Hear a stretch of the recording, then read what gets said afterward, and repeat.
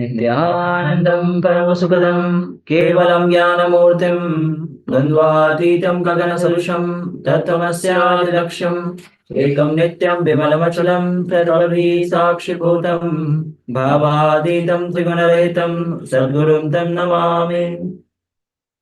Yes, Nithyanandam, all of you. Nithyanandam, everyone. And after this powerful darshan, satsang, and we just had the power manifestation. So, I hope all of you have enjoyed and manifested the powers of Paramashiva. As already mentioned, there are more than 460 powers that Paramashiva mentions.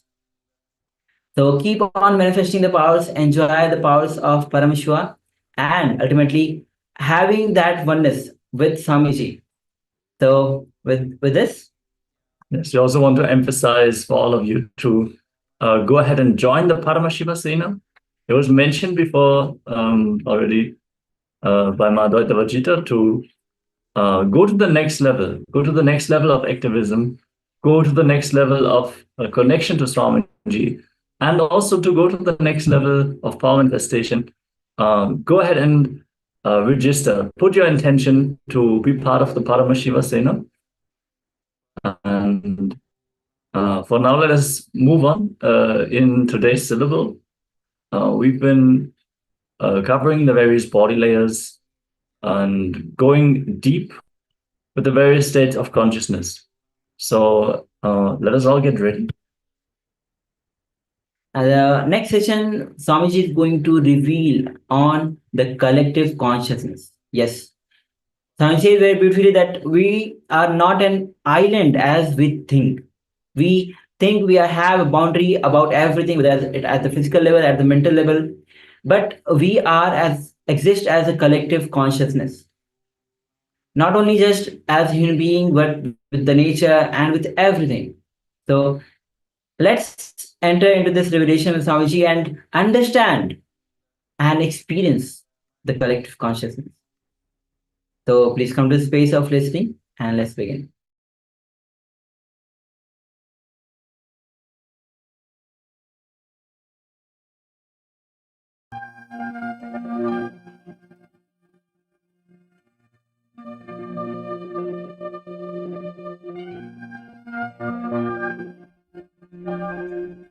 You all with my love and respects.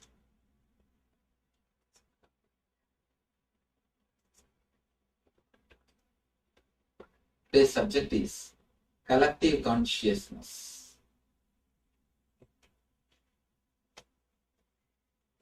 To tell you honestly, I was always afraid of speaking on this subject because it is too much truth. Man as such can't bear too much of truth.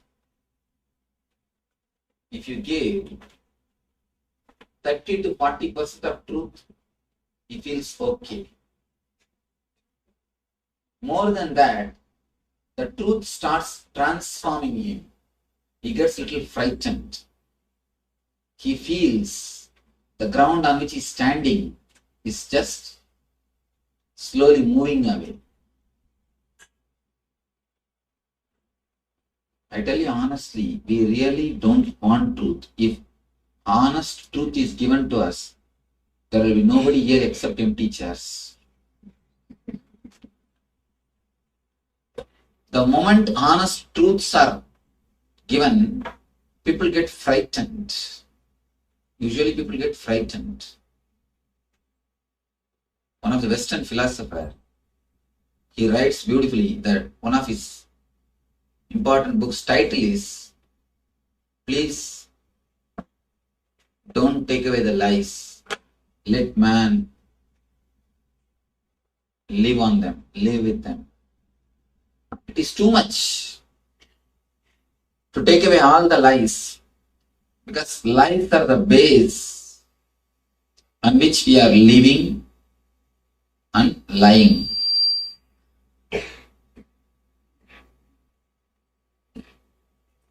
Again and again, why do you think you want to hide your body with a makeup? You do not want the truth. that you become old. You do not want the truth to be known to everyone. Why do you think again and again? Dress up in a very color way. We know for sure all our beauty is just based on the clothes. Not in one way. Look in so many ways. First of all, why do you think there is so much of social courtesy? Before starting, we respect each other. When we see each other, we say, nice to see you. If you really feel nice seeing somebody, your whole body will express. You don't have to say it. Why are we trained to say it? We know the truth is something else. We have to hide. And we have to do something. In so many places, neither in the verbal language nor in body language, we can't afford to be truthful. And the truth straight away gives you enlightenment. I tell you, the moment you imbibe any single point of truth or any one dimension of truth, in any way, if you catch only one idea and imbibe it truthfully, honestly, there are so many thousands of ideas. Vivekananda says beautifully, if you memorize the whole library also, nothing will happen to you, except your head becoming a little more big. But if you catch only one idea and try to imbibe it in your being, experience it in your life, your whole life will be transformed. Even a single idea, some one idea in Tamil Nadu, South India, beautifully they describe 63 enlightened masters' life. There is a book called Periya Purana. In that they speak about the 63 enlightened masters. If you see their life, there are some masters who have not done anything. Nothing great has happened in their life. All they did is they plucked flowers and offered to some statue of God. That's all. They plucked flowers from garden and offered it to the statue of God. Nothing else. But they achieved enlightenment. It is not what you do is important. How much you are honest to the activity. When they did that, of simple plucking flower and offering to the God, they felt it. They are offering their whole being. They were true. They were honest to that whole action. Now we also pluck flower every day and do all possible things, but we don't get enlightened. All we get is only little more expense to maintain the garden. Why? Because there is no honesty in our action. When I say honesty, truth in your action, when they pluck flowers, they pluck remembering for whom we are plucking, for whom I am taking, for whom I am offering. When we pluck, we are thinking of something else. We are thinking of somebody else. And usually I have seen the people who are doing these regular rituals. Whenever they do their rituals, they will be thinking of something else. Either office or something else. I have always seen. That is why they finish quickly and escape from that room. I have seen the people chant these 1008 names every day. It's Vishnu Sahasranama, Devi Sahasranama, Lalita Sahasranama. All these people, the moment they start chanting, after 3-4 minutes, they will start seeing the number, how much they crossed. Whether they come to 200, 300. Just after 2-3 minutes, they will be waiting when it will come to 900 or 1000. They can't. The honesty or the truth is not there in their action. When these enlightened masters did that, just plucking flower and offering it to some statue, even in that simple activity, there was a total honesty. They wanted it, so they did. They have not done it just for the sake of ritual. They did not do out of fear or out of greed. They did out of their being. Our life is too much filled with lies. From the moment you come out of your bed till the end of your day, if you scan, it is just filled, corrupted by lies. All your smiles, you smile so that that guy will not be able to understand what you are thinking inside. You don't look into each other's eyes. Why? You are afraid that he will read your mind. Because you can show a big smile in your mouth, but in eyes you can't hide anything. In eyes things can't be hidden. Eyes are just open doors to your being. They say face is the index of your mind. I say eyes are the door to your mind. Straight away you can see what is inside. Straight away you can see what is inside. That is why neither you look into some other's eyes. When somebody looks into your eyes, you put your head down. You don't look into their eyes. You don't look. Because many times you are saying something and thinking something. One great philosophy professor, he asked me, he attended few of my discourses and he lived few days around me. Then he asked me, Swamiji, to give 15 minutes of discourse, I have to prepare at least 1 hour to conduct my regular classes, which I am teaching. Same thing I am teaching every year, every batch of students. But for that itself, to give a 15 minutes of class, I have to prepare at least an hour. Every day I am seeing you, day in and day out, somewhere or other you are addressing. Sometime 2-3 discourses. Today also, noon time we had another one discourse in Oracle, the software company. We had a discourse. Time, the ultimate thief, is a second discourse. He says, time in, day in and day out. Continuously, hours together you are speaking. And I know for sure you have no time to prepare because I am living around you. I am seeing your routine. How are you continuously able to speak? How are you continuously able to give the ideas? I need at least an hour of preparation. This is the answer. Actually, if your inner chattering is honestly what you experienced, inner chattering means your thinking. If your thinking and experience is one and the same, you don't have to prepare.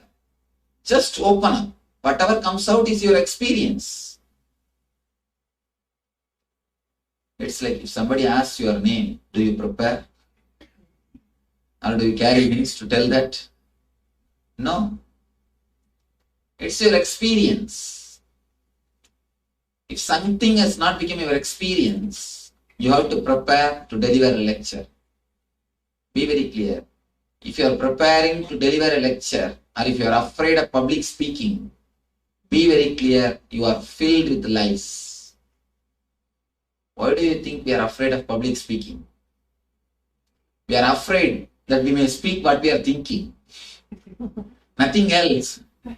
All our fear is, we may just spell out what is going on inside.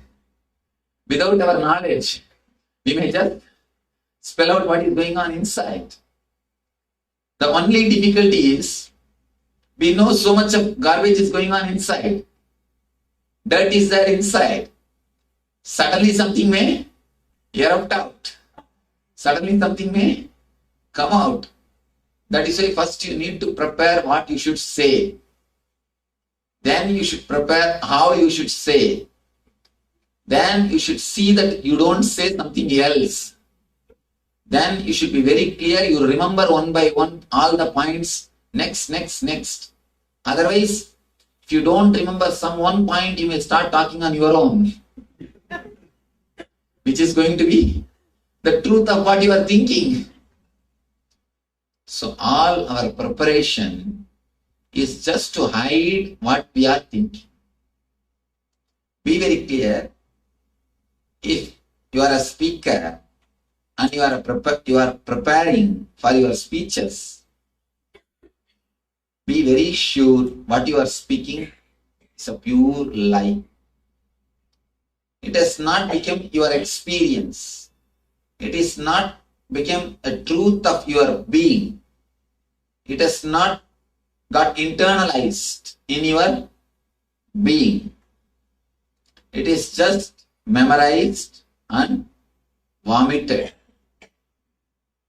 What do you think? We prepare so many courteous words. Again and again we say, nice to see you. It is so nice to be around you. It is so nice to spend time with you. Just after that you will say, can I move? It is time. Even though I wanted to spend some time with you, I have some urgent work. You know what you are thinking. A small story. One teacher was walking in the corridor of a school. Students were all greeting her. She simply nodded her head and started telling under her breath, same to you, same to you. One of her colleagues asked, why you don't greet when kids greet you? You just say same to you, same to you. And she said, after all, I was also a student. I know what they are thinking in their mind. What they are thinking in their mind. So whenever you greet, just be aware, underneath your greeting, what is the thoughts going on? What's your thoughts? Just be little aware. How many times you have to edit when you speak? And I tell you, if you are established in only one thing, truth, your inner chattering will disappear. Your inner chattering will disappear. Your thinking will disappear. If you are established just in one thing called truth, if you are completely truthful, you don't have to think and speak. Whenever it is necessary, you can just speak and relax. Why do you continuously think? Not only for lectures or discourses or public speech, even when you go to meet your friend, in the car you will be sitting and thinking. Even when you go to meet your friend, what do? In the car itself you do the rehearsal of the whole show. Now you know what to start, how to start, what to speak. If she asks this question, what to answer. If you ask this question, what to reply and how to take the conversation. You do a complete rehearsal. Practically you do complete rehearsal. When you go there, if he starts talking some other subject, you are lost. You make whole thing mess. That is different. Even to talk to your friend, see, if you have to prepare to talk to your boss, you can understand. It is your profession. You have to be courteous, otherwise you will lose your job. You will lose your job. You will lose your basic needs. That is at least basic need. Forget about it. But we have become so corrupted, even to talk to our friends, even to relate with our family people. Continuously we prepare our dialogues. If you are preparing continuously, be very clear, whatever you are saying is lie. Even if you say fact, it is not truth. Saying fact is not truthful. Please be very clear. You can say a same fact with a little bit of changed connotations. It will look like a lie. Or with a little bit of this side, it will look like a truth. Even a lie can be made to truth with a little bit of alterations. In Mahabharata, there is a beautiful story. Son of Dronacharya, Aswathama. Dronacharya was fighting against the Pandavas. Krishna wants to do something to depress Dronacharya, because Dronacharya cannot be killed unless he is mentally depressed or disturbed. This guy wanted to depress Dronacharya. There is no technique, because Dronacharya will get depressed only if the son of Dronacharya dies, because his whole energy is centered on his son. He is not attached to anybody else, anything else, only he is attached to his son, Ashwathama. So, Krishna wants that somebody should give information to Dronacharya that his son is dead. And he knows if anybody or everybody says, Drona will not believe. So he is finding some right person.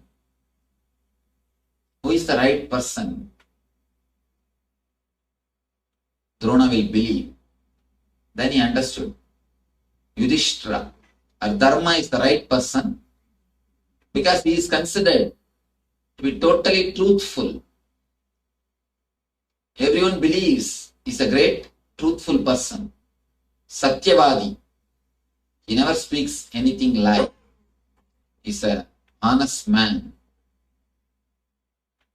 So Krishna wanted Dharmaraja to say in front of Dronacharya that Ashwathama died. But Dharma said, I cannot say the lie. It's a lie. Ashwathama is still alive. I can't say that. Then Krishna said, all right, here is an elephant called Ashwathama. The name of this elephant is Ashwathama. I'll kill this. You just say, the Ashwathama, the elephant died. And when you say the word elephant, I'll blow my conch. So that the Dronacharya will not hear the word elephant. And Dharmaraja said, alright, anyhow I am saying after all a fact. After all I am saying a fact. He said, Ashwathama adapunjanaha. Means Ashwathama has fallen. Ashwathama the elephant is dead. When he uttered the elephant, Krishna blew his conch, and blowing the conch means that you achieved the victory.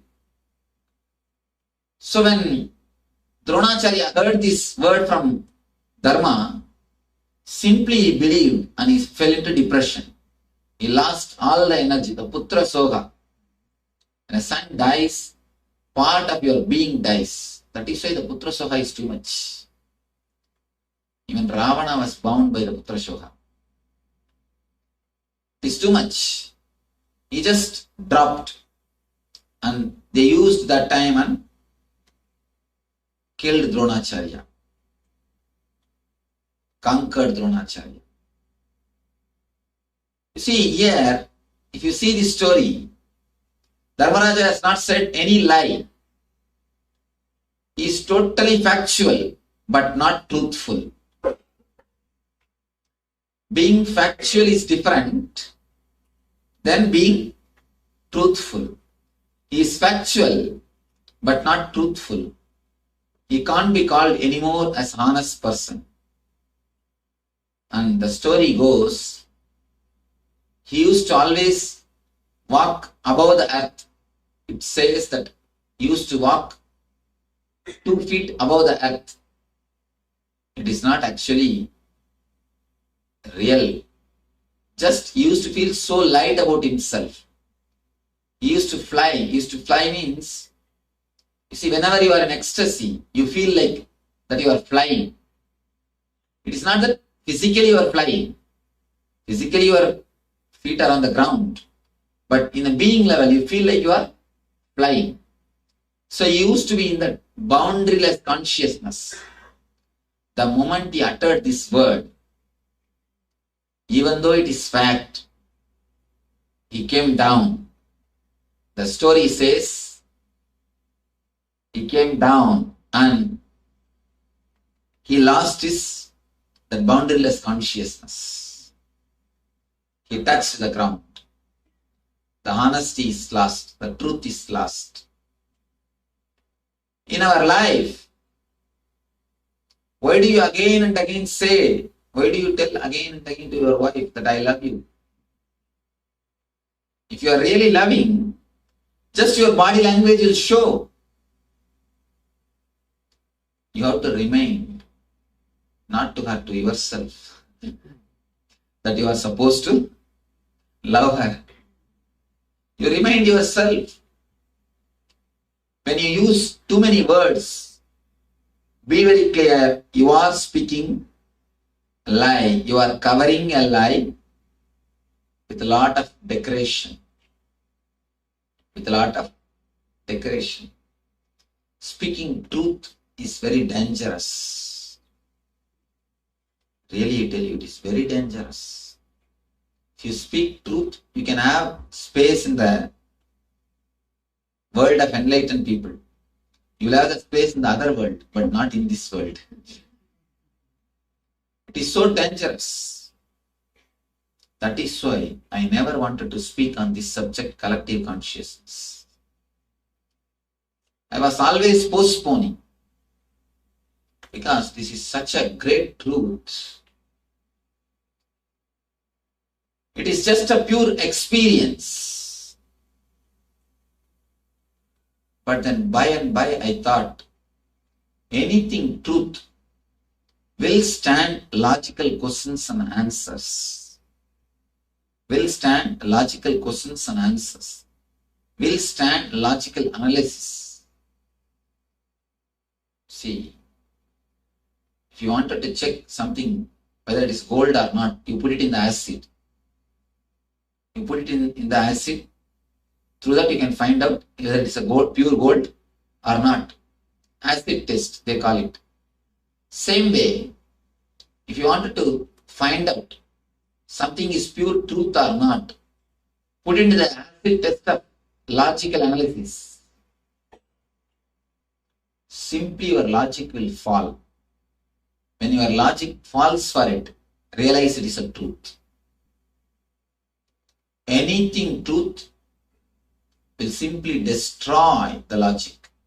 Means your logic will get so tired, it will drop automatically by itself. I thought if it is ultimate truth, it has to stand all logical questions and analysis, all the theories. It must be able to stand. Only then you can say it is a truth. So I decided to bring these few truths, and I'll try to present these few truths to you all in this discourse. But an important thing is the question answer. After that, how much you are able to question, that much only you will be able to internalize. See, my discourse is like a reading menu card in the hotel. Question answer is like eating. If you are satisfied just with menu card, it is up to you. Or if you want to eat and internalize it, that is also up to you. Now I am going to present few great truths about the collective consciousness, which may surprise you, or you might have heard of this truth. Whatever it may be, whether it is new or old for you, try to analyze as much as possible. Try to analyze till your logic feels tired, till your logic falls. Try to analyze till your logic falls. First thing,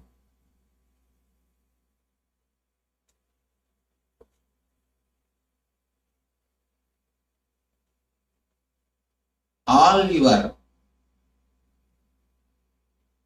minds are not individual, separate pieces of the universe. It is all one and the same. All your minds are interlinked. Not only interlinked, directly affects each other. That is what we call collective consciousness. It straight away affects each other. Your thoughts are just as infectious as your cold. Your cold. People may escape from your cold. It is not so infectious, but your thoughts are much more infectious than cold. If you catch cold from somebody, you may suffer only few days, that also physically. But when you catch thoughts from people, not only you suffer mentally, you suffer forever. It's not only mentally, you suffer forever. Same way,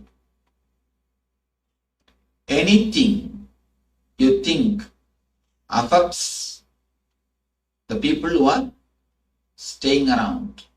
And not only people who are staying around, whomsoever is living in the planet Earth, they are touched by your thoughts. Understand? Now, naturally, our intellect will resist. How can this be true?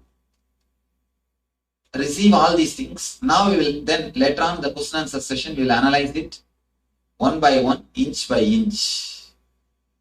First truth, I declare, all of us are not different beings, different minds.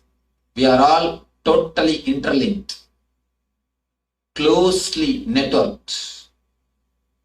Any of my thought can transform you. Any of your thought can touch me. We are not watertight compartmented. We are not separate individuals. You are not an island.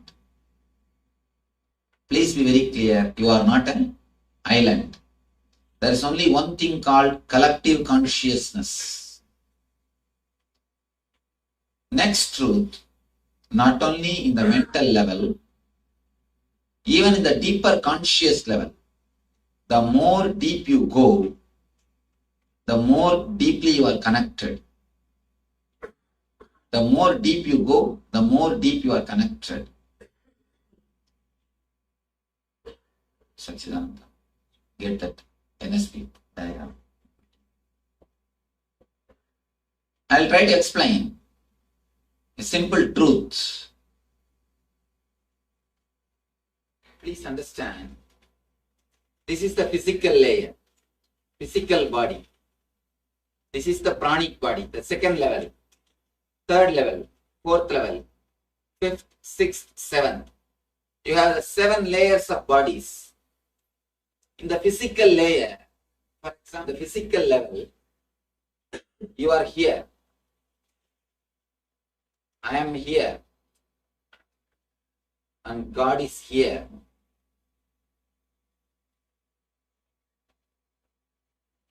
If you come down a little bit to the pranic level,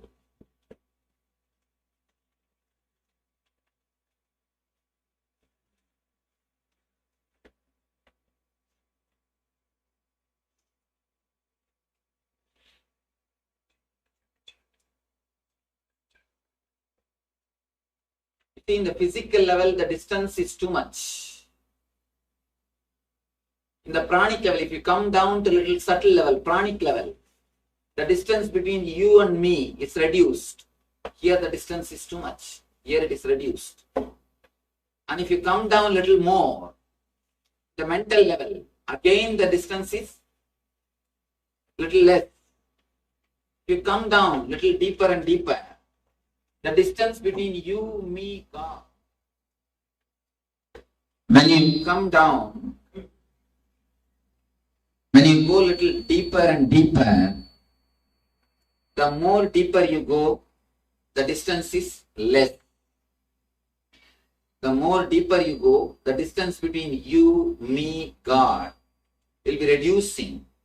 In the end, the deeper level, there is no distance. You, me, God, everything just one and the same. The only in the physical level.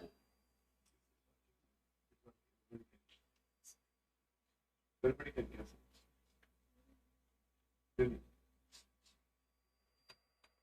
another mic, no? Take the mic.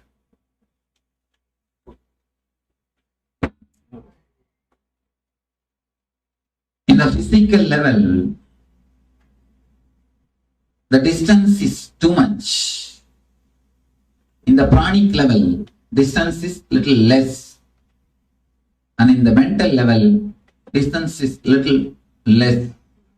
It is getting reduced. The more deeper you go, the more sensitive you grow. The distance is reducing. The distance is getting lesser and lesser. In the end, nirvanic body, you, me, God, all the three are one and the same. There is no distance. The physical level,